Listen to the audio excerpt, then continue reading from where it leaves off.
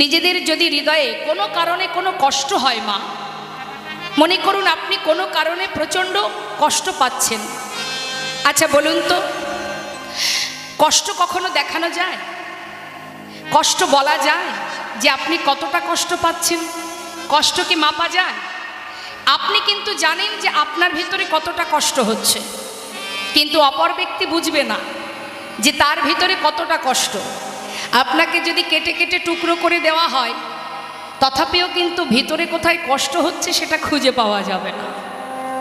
তাহলে মা, কষ্টটা যেমন অনুভবের বিষয়, খুশিটা যেমন অনুভবের বিষয়, ঠিক তদ্রূপ ভগবানকে ভালোবাসতে গেলে, ভগবান তার কৃপা লাভ করতে গেলে যে ভক্তি, যে প্রেম, যে কৃষ্ণ কথা আস্বাদন, সাধুগুরু বৈষ্ণবের চরণধুলি অঙ্গে মাখা, মস্তকে নেওয়া, এগুলো অনুভব করবেন। এগুলো করলেই বুঝতে পারবেন যে কৃষ্ণ নাম কি, লীলা কথা কি। লীলা কথা শ্রবণ করলে কি হয়? নিজেদের চিত্ত শুদ্ধ হয়, নিজেদের চেতনা হয়, অন্ধকার থেকে আলোর পথ দেখা যায়।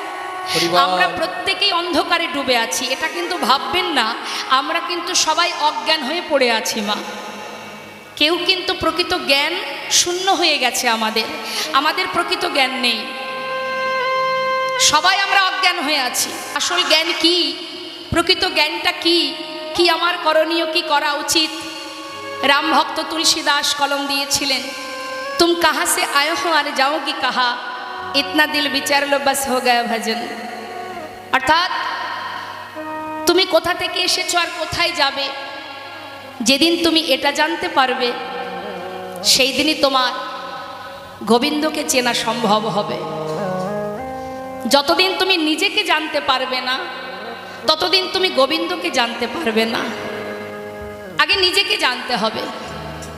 আমরা হয়তো ভাবি যে আমরা আমাদেরকে চিনি, কিন্তু না, আমরা সত্যিকারেরই আমরা আমাদেরকে চিনি না, আমরা আমাদেরকে জানি না। আমি কে, কি আমার করা উচিত, কি করছি, যা কিছু করছি মা জগতে সবই মিথ্যা। সবই মিথ্যা, যা কিছু করছি সবই মিথ্যা। এই সংসার জীবনে যা কিছু আগলে বসে আছি, এটা একটা বিচিত্র নাট্যমঞ্চে সবাই সুন্দর বিচিত্র নাটকে অভিনয় করছি। আসল সত্যটা কি সেটা আমাদের জানা হচ্ছে না। আসল কর্মটা কি? আমি কে? এই দেহটা তো আর আমি নই। আমি কি? এই যে এত কষ্ট করে কত দূর থেকে, কত দেশ বিদেশ থেকে এখানে আপনারা এসেছেন, অনেক দূর দূরান্ত থেকে এসেছেন। কি জন্য এসেছেন? নিশ্চয়ই গুরু কৃপা হয়েছে, নিশ্চয়ই গোবিন্দের কৃপা হয়েছে, তাই এখানে আসতে পেরেছেন। তা এখানে এসেছি যে কষ্ট করে, সেই কষ্টটা তো আমাদের নিবারণ করতে হবে। যেখান থেকে কিছু পাওয়া যাবে, যেখান থেকে নিজেকে চেনা যাবে। সংসারে কিচ্ছু পাওয়া যাবে না। দুপা যদি তুমি এগিয়ে যাও গোবিন্দের দিকে, তোমাকে ধরে রাখবে, যেও না। একমাত্র জগতের আপন যদি কেউ থেকে থাকে, সত্যি যদি কেউ আপন থেকে থাকে, সে হচ্ছে একমাত্র গুরুদেব। যেখানে গেলে যতটুকু সময় তুমি থাকবে পাশে বসে কৃষ্ণ নাম, নিজের চেতনা দান, কি করতে হবে, কি করা উচিত তোমার, সময় চলে গেলে আর পাবে না। প্রতিটা মুহূর্ত ভক্তি রাজ্যে প্রবেশ করার পথ তিনি দেখাবেন, সংসার দেখাবে না। তাই মাগো, ইহজগতে আমরা সবাই মনুষ্যকুলে জন্ম পেয়েছি। কত সাধনার জন্ম একবার ভাবুন, চিন্তা করুন। বলবার শক্তি পেয়েছি, দেখবার নয়নে পেয়েছি, ভগবানের চরণ সেবা করার হাত পেয়েছি, বৈষ্ণবের চরণ ধুলি মাখা হৃদয় পেয়েছি, মস্তক পেয়েছি, শ্রবণ করবার মতো শ্রুতি পেয়েছি। কিন্তু যদি এখনো সেই সঠিক পথ, সঠিক ঠিকানাটা আমরা জানতে না পারি, তাহলে পথ যদি দেখতে না পাই, যাব কি করে? পথটা তো দেখতে হবে। তার জন্য চিত্তকে স্থির করতে হবে, কৃষ্ণ নাম শ্রবণ করতে হবে। মহাজন বললেন 84 লক্ষ জনে ভ্রমণ করে সাধের এই মানব জনম, কত সাধনার ধন, কৃষ্ণ ভজিবার তরে সংসারে আইনু। কি জন্য এসেছিলাম? কৃষ্ণ ভজন করব বলে। সংসারের মধ্যে মায়ার জালে আবদ্ধ হয়ে সর্বক্ষণ আমার আমার করে মোহ মায়ায় ডুবে থেকে আবদ্ধ হওয়ার জন্য তো নয়। এজন্য আমরা আসিনি। সময় কারোর জন্য বসে থাকে না মা, সময় কিন্তু চলে যাচ্ছে, কিন্তু আমরা মূল্যবান সময়টাকে হেলায় নষ্ট করছি। কিন্তু এই যে কাল সময় যখন হবে, এই সুন্দর দেহ ঘর থেকে তোমাকে ধাক্কা দিয়ে বের করে দেবে। এটাই তো আমাদের প্রথম আশা নয়? এর আগে আমরা অনেকবার এসেছি পৃথিবীতে, কীটকুলে, পশুকুলে, পক্ষীকুলে, কতকুলে জন্ম পেয়েছি, কিন্তু গোবিন্দের চরণে পৌঁছাতে পারিনি। হরি বল, হরি বল। তাই তো প্রভুকে বলেছিলাম, ভগবানের কাছে কেঁদেছিলাম যে কীটকুলে, পশুকুলে জন্ম পেলে তোমাকে সেবা করা যায় না। তোমাকে সেবা যদি করতে না পারি, তোমাকে যদি ভালোবাসতে না পারি, তাহলে তোমার চরণে পৌঁছাবো কি করে? তুমি আমাকে মানবকুলে জন্ম দাও, মানবকুলে জন্ম পেলে তোমার নাম করব, তোমায় ভালোবাসবো, তোমার সেবা করব। এই কথা দিয়েছিলাম বলেই তিনি আমাদের এই মানব দেহ দিয়েছেন। কিন্তু এই মানবকুলে জন্ম পেয়ে যদি আমরা কৃষ্ণ ভজন করতে না পারি, তাহলে গোবিন্দ চরণে পৌঁছাবো কি করে? যাওয়া কি হবে বাবা? পথে বসে কাঁদতে হবে। এটাই তো উপযুক্ত সুযোগ। গোলক ধামে যদি পৌঁছাতে হয়, গোবিন্দের চরণে, কৃষ্ণ চরণে যদি যেতে হয়, এটাই উপযুক্ত সুযোগ। একটা বনের পশু যদি মন্দিরে প্রবেশ করে, তাকে আমরা তাড়িয়ে দিই, কিন্তু একটা মানুষ যদি ভিতরে প্রবেশ করে, তাকে তো তাড়িয়ে দেওয়া হয় না, তাই না? তাহলে উপযুক্ত জনম কোনটি? এই মনুষ্য জনম। এটাও যদি পেয়ে আমরা অবহেলা করে পশুর ন্যায় আচরণ করি, তাহলে কি করে তার চরণে পৌঁছাবো? এই তো সময়। কার হাতে কতটুকু সময় আছে আমরা কেউ জানি না, তাই অবহেলা করলে হবে না। হরি বল, হরি বল। সময়ের সাথে সাথে গুরু কৃপা লাভ করে সবাই মিলে নাম করো, কৃষ্ণ ভজন করো, তার সেবা করো, যতটুকু সম্ভব। অর্থ উপার্জন করছো করো, ছেলে মেয়ের ভবিষ্যৎ তৈরি করছো করো, কিন্তু নিজেরও তো কিছু কাজ আছে, সেগুলো ভুলে যেও না। নিজের কাজ তো নিজেকেই করতে হবে, কেউ তো করে দেবে না। হ্যাঁ, অনেকে দেখবেন বলে যে এই যে কীর্তন শুনতে যাব, আমাদের বাড়িতে সে কালচারটা নেই, শাশুড়ি যায় না, ননদিনী যায় না, তাই আমি যেতে পারি না। কালচারের প্রয়োজন। তাহলে মা, শাশুড়ি যায় না, শাশুড়ি আজ আছে কাল থাকবে না, তোমার পথ তো তোমাকেই বেছে নিতে হবে। যদি তুমি এক পা এগিয়ে যাও, আজ না হোক কাল তোমার পরিবারের সদস্য যারা একে একে তোমার দিকে ধেয়ে আসবেই আসবে, যদি তুমি সঠিক পথে এগিয়ে যেতে পারো। তাই যেতে হবে। গোবিন্দ সেবার তরে যদি তুমি যাও, কেউ তোমার পাশে থাকুক বা না থাকুক, একজন কিন্তু তোমার সহায় হবেনই হবেন। হ্যাঁ, তাই আজ শ্রীমতী রাধারানী আয়ানের ঘরণী হয়ে তিনি লাঞ্ছনা গঞ্জনা সয়ে কেমন করে কৃষ্ণ ভজন করতে হয় আজ তিনি দেখিয়ে গেছেন আমাদের মতো জীবের জন্য। শ্রীমতী রাধারানী আয়ানের ঘরণী হয়ে সদা সর্বদাই কৃষ্ণ নাম করেছেন, আমাদেরকেও শিখিয়েছেন তোমরাও কর্ম করো, কিন্তু মনটা দিয়ে দাও গোবিন্দ চরণে। এ জগতের সোনা যতই আমরা অঙ্গে পড়ি না কেন, সোনার পরশে সোনা হই না, বরং অহংকার আসে। কিন্তু গৌর সোনা যদি কেউ অঙ্গে ধারণ করে, পরশমণির পরশে সেও যে সোনা হয়ে যায়। এই জগতের সোনা ঘরে থাকলে অহংকার, লোভ জন্মায়, লালসা জন্মায়, চাওয়া পাওয়া জন্মায়। কিন্তু যদি কারোর ঘরে গৌর সোনা থাকে, তার একটু একটু করে জাগতিক জগতের সমস্ত কামনা বাসনা লোভ লালসা চাওয়া পাওয়া কুলশীল মান সর্বস্ব একটু একটু করে শেষ হয়ে যায়।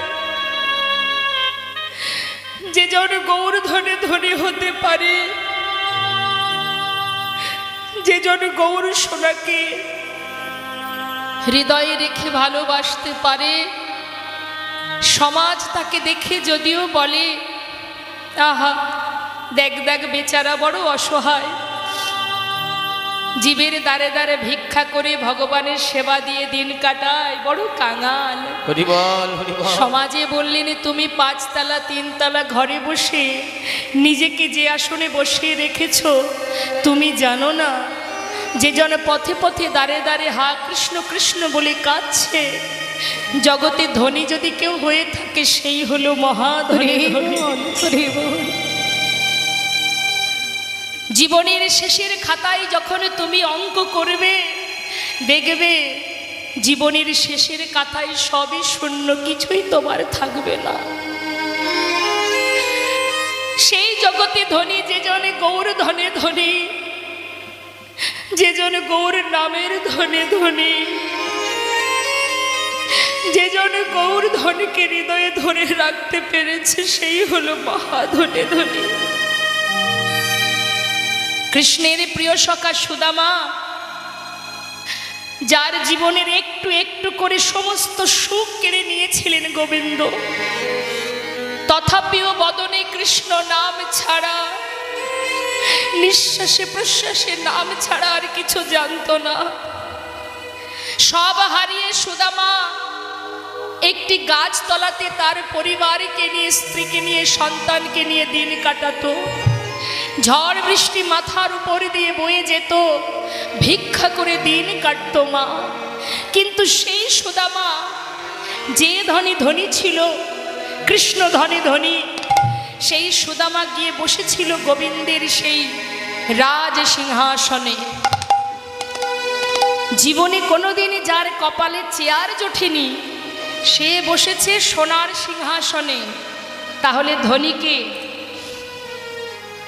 4 তলার উপরে বসে থেকে শেষের দিনে নামিয়ে দেবে তুলসী তলায়, সে ধনী না যে গাছতলা থেকে গোবিন্দের সোনার সিংহাসনে উঠে বসেছে জগতে সেই ধনী? নেতাই গৌর হরি বল হরি। এখানে যে সকল ভক্তরা আছেন তাকে তো চোখে দেখেননি, কিন্তু কতটা ভালোবেসেছেন তাকে, তার কথা শোনার জন্য আপনারা সারা দিন ধরে বসে আছেন। বলুন দেখি, ভালোবাসা না থাকলে যাকে চোখে দেখিনি তার কথা শোনার জন্য কেউ বসবে? যে যাকে ভালোবাসে, প্রকৃত যদি কেউ ভালোবাসে, না দেখলেও তার কথা যদি শুনতে পায় সেখান থেকে আর উঠতে পারবে না, যদি ভালোবাসা সঠিক হয়। তো বাবা, কতটা ভালোবাসলে, তার প্রতি ভরসা থাকলে, ভক্তি থাকলে দেখতে তোমায় পাই বা না পাই, তোমার নাম তো শুনতে পারবো, আহা তোমায় তো ভালোবাসতে পারবো, সাধু গুরুর সঙ্গ পাবো। এটাই তো প্রকৃত ভক্তের ভালোবাসা। না দেখেও তাকে ভরসা করা যায়, না দেখলেও তাকে ভালোবাসা যায়। এমন ভক্তের কথা একটু বলি বাবা। সরগোস্বামীকে আমরা সবাই জানি, তার মধ্যে বাবা এক ভক্তের কথা বলবো যার নাম রঘুনাথ দাস গোস্বামী। হরি বল হরি বল। চোখে দেখেননি, শুধু শুনেছেন। ছোট করে বলবো, সময় তো নেই। পিতা ছিলেন বড় জমিদার, জমিদারি রক্ষা করার জন্য ভগবান একটা সন্তান দিয়েছে। গোবর্ধন দাস, তার নিবাস হচ্ছে আদি সপ্তগ্রাম। ব্যান্ডেল স্টেশনের আগের স্টেশন আদি সপ্তগ্রাম। সেই আদি সপ্তগ্রামের গোবর্ধন দাসের একমাত্র ছেলে হলো এই রঘুনাথ দাস। কিন্তু গোবর্ধন দাস তিনি ভগবানের প্রতি তার ভক্তি শ্রদ্ধা থাকাতে তিনি বলেছিলেন তার স্ত্রীকে, দেখো আমরা যেমন প্রভুকে ভালোবাসি, আমার সন্তানেরও যেন ভগবানের চরণে মতিগতি থাকে। তাহলে তাকে তো ঘরে রাখলে ভক্তি তৈরি হবে না, সাধু সঙ্গ করাতে হবে। তাই যেখানে হরিকথা কৃষ্ণ কথা হবে, ভক্ত সমাগম হবে, সেখানে সন্তানকে নিয়ে যাবেন। তাই গৌর হরি বল হরি। কথাগুলো একটু মন দিয়ে শুনবেন, বোঝার চেষ্টা করবেন। প্রত্যেকটি লীলার কারণই হচ্ছে জীব শিক্ষা। তো গোবর্ধন দাসের কথা মতো ছোট্ট সন্তানকে নিয়ে প্রতিদিন তার স্ত্রী যেখানে সাধু সঙ্গ হয়, হরিকথা কৃষ্ণ কথা হয়, নিয়ে যায়। কোলের মধ্যে সন্তান বসে আছে, কৃষ্ণ নাম শুনছে। তার তো এখনো ততটা জ্ঞান বুদ্ধি হয়নি মা, কিন্তু চোখে তো দেখে বাবা, চোখে দেখতে পাচ্ছে। কি দেখছে? কৃষ্ণ কথা শ্রবণ করে ভক্তরা একে অপরকে জড়িয়ে ধরে কাঁদছে। কেউ বাবা ধুলায় গড়াগড়ি দিয়ে কৃষ্ণ কৃষ্ণ বলে কাঁদছে, কেউ চিৎকার করে কাঁদছে। এই ভাবগুলো দেখে মায়ের কোলে বসে বসে ছোট্ট শিশু মনে মনে চিন্তা করে যে এরা কেন কাঁদে, কেন ধুলায় গড়াগড়ি দেয়। তখন তো আর গোবিন্দের মহিমার উপমাধুর্য গুণমাধুর্য শোনবার মতো জ্ঞান বুদ্ধি তার হয়নি। কিন্তু প্রতিনিয়ত সাধুসঙ্গ করতে করতে ছেলে বড় হচ্ছে, আর ওই ভাগবত কথা শ্রবণ করছে। করতে করতে এক সময় তার মনের ভিতরে প্রশ্ন জেগে গেল, নিতাই গৌর হরি বল। কি জাগলো? কে সেই মানুষটি যার কথা শুনে জগতের জীব এমন পাগল উন্মাদ হয়ে যায়? কে সেই মানুষটি যার রূপের কথা গুণের কথা শ্রবণ করে ধুলায় গড়াগড়ি দিয়ে কৃপা করো বলে কাঁদে? যাকে চোখে দেখা যায় না, শুধু তার কথা শুনে তার চরণে পাওয়ার জন্য যোগী মুনি ঋষি যুগ যুগ বনে জঙ্গলে সাধনা করে। সেই মানুষটি কেমন? কেন জীব এমন পাগল হয়? এটাই তার মনের প্রশ্ন বাবা। কিন্তু যখন তার পরিপূর্ণ যৌবন বয়স হলো মা, ছেলে আমার পথের পাগল হয়ে গেল। পাগল মানে কিসের পাগল? সে পথে পথে কৃষ্ণ কৃষ্ণ বলে ঘুরছে।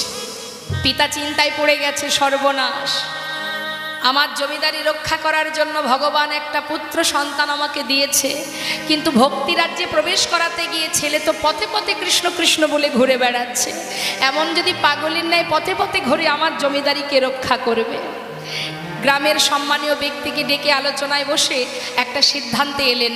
সবাই মিলে আলোচনা করে বললেন, দেখো তোমার ছেলের যে অবস্থা, তাকে আর ঘরে বেঁধে রাখার কোনো উপায় খুঁজে পাচ্ছি না। তবে একটা শেষ চেষ্টা করতে পারো, তুমি সুকন্যার সন্ধান করে ভালো দিন দেখে বিবাহ দিয়ে দাও। অনেক সময় দেখা যায় বিবাহ বন্ধনে আবদ্ধ হলে কেউ হয়তো ঘরে আবার মন বসাতেও পারে। এই কথা শোনা মাত্রই গোবর্ধন দাস এক সুকন্যার সন্ধান করে ভালো দিন দেখে বিবাহ সম্পন্ন করলেন। বিবাহের পর ঘরে নিয়ে এলো ছেলেকে এবং নতুন বৌমাকে। বিবাহের পরের দিন কি হয় মা? কাল রাত্রি। সেই দিন গোবর্ধন দাস তার পুত্রবধূকে ডেকে বলছে, মা, তোমাকে আমার ঘরের পুত্রবধূ করে এনেছি কেন জানো? আমার ছেলে শিশুকাল থেকে এমন একজনের কথা শুনেছে, যার কথা শুনতে শুনতে আজ আমার ছেলে পথের পাগল হয়ে গেছে। আমি চাই তুমি তোমার ভালোবাসা দিয়ে আমার সন্তানকে আমার কোলে ধরে রেখো। বাবা, আমি চেষ্টা করব। চলে গেল কাল রাত্রি। পরের দিন এলো ফুলশয্যা রাত। ফুলশয্যা ঘরে বসে রঘুনাথ দাস চোখের জলে বুক ভাসিয়ে কাঁদছে। হে দয়াময়, যত পরীক্ষাই তুমি করো না কেন, সে যত কঠিন পথই হোক না কেন, তোমার চরণে আমি পৌঁছাবো। স্বামীর চোখে জল দেখে নতুন বউ সরোজ জিজ্ঞাসা করছে, স্বামী, আজকের এই সুখের দিনে তুমি কাঁদছ কেন? বিবাহে কি তোমার কোনো মত ছিল না, নাকি আমাকে পছন্দ নয়? রঘুনাথ দাস বললে, সরোজ, তোমার প্রশ্নের উত্তর দেওয়ার আগে আমি দুটো কথা তোমার কাছে জিজ্ঞাসা করব। বলো স্বামী। আচ্ছা, এই বিবাহের পর তুমি আমার ঘরে এসেছো, এই ঘরের তুমি কে হও? আমি কুলবধূ? বাহ, আমার কে হও? সহধর্মিণী। আচ্ছা সরজু, যে সহধর্মিণী হয় তার কি কাজ হয়? হরি বল। স্বামী? আমি তো জানি না, তবে গুরুজনের মুখে শুনেছি স্বামী যদি ধর্মের পথে এগিয়ে যায়, সহধর্মিণীর কাজ হলো তার স্বামীকে সহায়তা করা। এটাই সহধর্মিণীর কাজ। হরি বল, হরি বল। রঘুনাথ দাসকে দেখে বলছে, সরজু তুমি ঠিকই বলেছ, তবে আজ আমি কাঁদছি কেন জানো? শিশুকাল থেকে মায়ের কোলে বসে এমন একজনের কথা আমি শুনেছি, হরি বল। তার রূপের কথা এত মধুর, গুণের কথা এত মধুর, তাই মনে মনে বাসনা জেগেছে আমার। যার কথা শিশুকাল থেকে শুনেছি, যদি একটিবার তাকে সাক্ষাৎ দর্শন পেতাম। সেই জন্য পথে পথে ঘুরি। শিশুকাল থেকে যার কথা শুধু শুনেই গেলাম, তাকে একবারে দেখার ইচ্ছা জেগেছে মনে। কিন্তু আমার মাতা পিতা তাদের প্রয়োজনে আমাকে জোরপূর্বক ঘরে ধরে রাখার জন্য